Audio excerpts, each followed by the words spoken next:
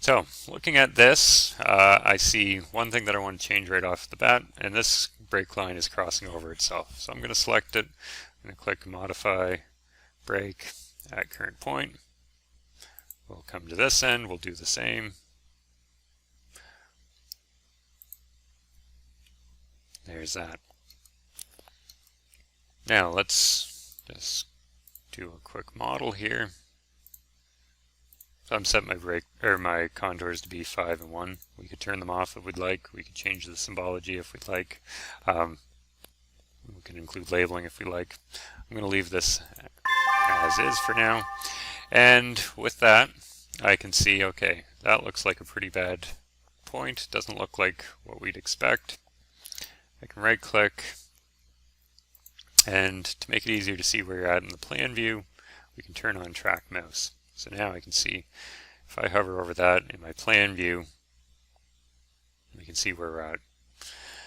Now this bad point, we can handle it a variety of different ways. The easiest one is if it's an actual bad shot and we just don't want it in the model, well, we can select it and hit delete on our keyboard and it disappears.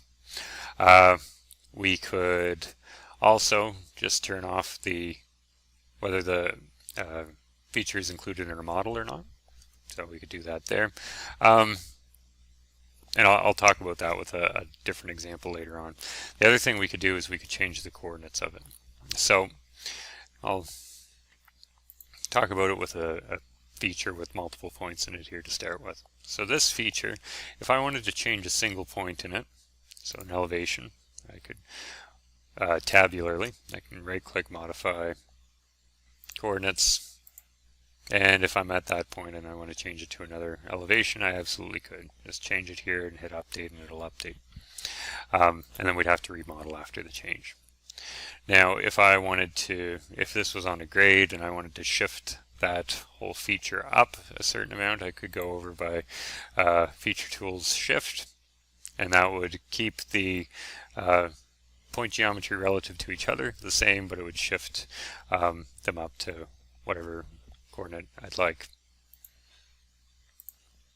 So we could use that there. Now another thing we could do, if this had multiple elevations in it and we wanted to set it all at a single elevation, we could go assign, and we could assign the Z value for that entire feature.